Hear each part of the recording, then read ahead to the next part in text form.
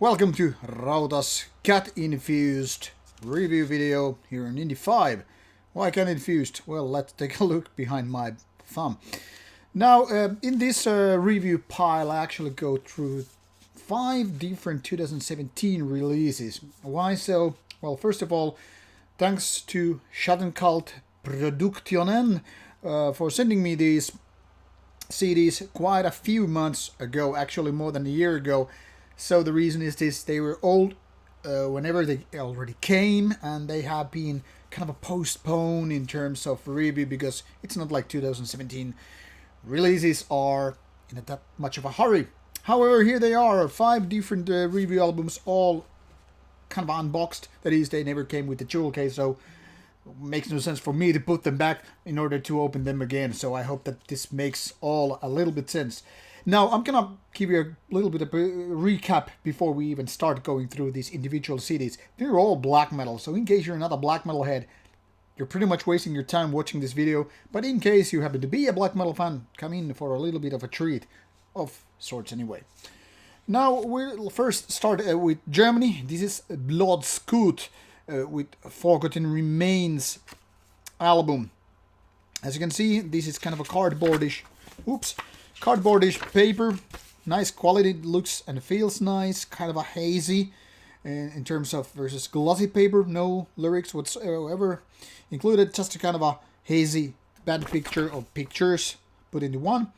And then that's the booklet pretty much. And of course the CD, Forgotten Remains. As you can see, this is all about these woods with soldiers and some rotten remains.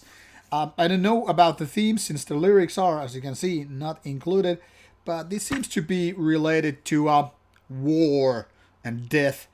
Not so many songs, which tells you a little bit of these track lengths. They're rather long versus short, but they don't feel that lengthy, to be honest. This is kind of a fierce black metal in a fast tempo-ish way, pretty nicely produced, and all songwriting is pretty cool.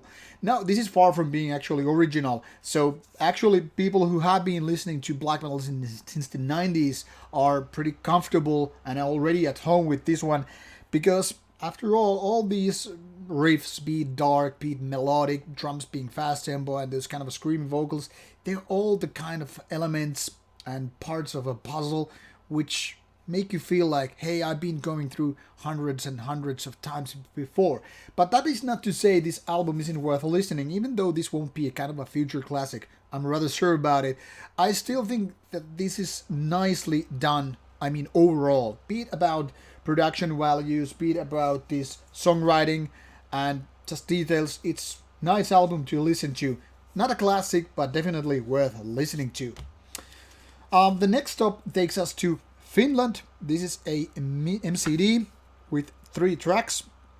As you can see, first a little bit lengthier than 2 others, and this is actually what is officially told to me by other Finnish guys in the scene. 2-man band, but it's just labeled here as pretty much like this. So basically, for example, Metal Archives mentions only the guy here called Sanken being the vocalist and lyrics guy, but it seems the songs are made by other guys, so it seems like the lineup information is a little bit vague. Anyway, here it goes, and this one actually has lyrics. And the album, you might wonder the name, the Path of Ayin. I don't actually know what this number is reference. I was actually making a joke about it, that because Finnish number for mobile phones and whatever is +358. This is like the number of that, the neighbor that is. Anyway, bad jokes aside. This is rawish black metal. One could even say that some Darkthrone has been listened to while creating this album. Some of those riffs are from the era when Darkthrone was basically blooming with its mid and even late 90s stuff. But it's not all the way so much Darkthrone. Actually, this is more on the kind of a fast-paced stuff. And even though we could say this is the kind of a roughly same school as that pace of that era of Darkthrone, the overall feeling is a little bit different. This is by far not even near the quality what Darkthrone did back then, but it's also a pretty decent album, and I could say, in my opinion, this is roughly the same level as the latest Darkthrone, style just being quite different. Then from Finland we travel to Greece, and actually what we have here is, sorry, not Greece, but Ukraine. I'm talking out of my ass. This is from Ukraine, called Shadows Ground. 2 albums from 2017. The Roots, which is the 5th album, and Phantom of Dead Star, which is actually reissue from 2011. Now, this is a reissue from 2017, but originally released on tape 2017, and it's the 3rd album by the band, if I don't remember incorrectly. So this is a Ukrainian band that started already in the 90s, so quite old, but it took quite a few years for them to make an actual album. And by this 5th album, they have kind of honed their style to be rather melodic, kind of a mainstreamish, easy to approach, fast tempo, whatnot, kind of a nice, clean production and all that stuff. But at the same time, unfortunately, this is pretty soulless for an album. Everything that is here with these songs and, in the details, everything is something like you've heard it a million times before. It's not bad as such, but it's kind of a mediocre-ish. I could say mediocre plus if you really need to get into the details how I think about this album, because this is very much like Ukrainian Dark Funeral or something. It's not really standing out in any of those respects. It's just kind of a basic, melodic, fast tempo black metal. Very unoriginal, not very interesting. Kind of a, yeah, I can listen to it, but I wouldn't do it many times. It gets quite boring after a while. Now that we get to this 2011 release, the thing is, this was way more interesting.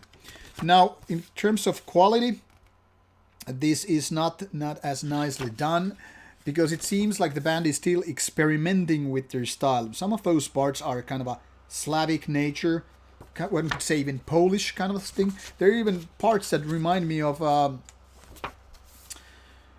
kind of like Batushka type of Orthodox choir and all that stuff. Now, this is curious part of the booklet. Death to all humans, okay? This is pretty badass. I'm gonna even say cringy, but I think this is very typical black metal stuff. If you don't understand it, you are no position tricks and even listen to black metal. Okay, that's kind of a cringy comment as well, but at least that's how it is. But the funny thing is, there is kind of this denial sign of hedonism, nationalism, Christianity. So it seems like they are denying everything, but they still are kind of a wishing death to all humans. I don't know which is kind of a more badassery comment and why they are excluding or including each other. Anyway, this is the style that band wants to portray. And as you can see, versus the tape, this is actually including 3 bonus tracks. They don't actually give this album, in my opinion, much extra value except for collector's value or whatever. But the thing is, this is overall pretty much the same quality as The Roots. Now, The Roots is better produced, it's better in terms of how the soundscape is overall and stuff like that. But this is more interesting when it comes to the actual songwriting and the details, the style being way more original. If only this album could be using this level of skill and understanding when it comes to the whole production, then we would have one good album, I would say. These are now both pretty okay, but not anything better than that.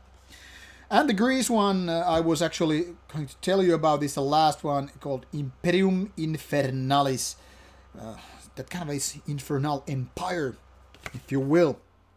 And here it's the track list of Imago Dei. This is the 2nd album by the band.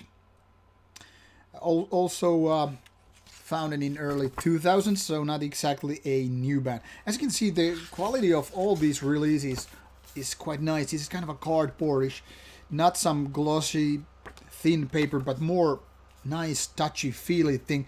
I don't know why I even pay attention to such things, but in my opinion, everything matters when we're talking about physical release, physical matters, materials, and so forth.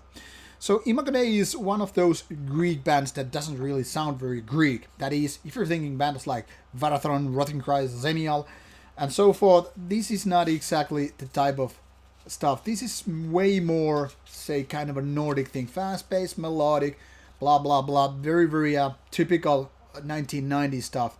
not once again, not bad exactly, but very unoriginal. I could even say that if the roots were the Ukrainian dark funeral and the like, this could be very well the Greek one.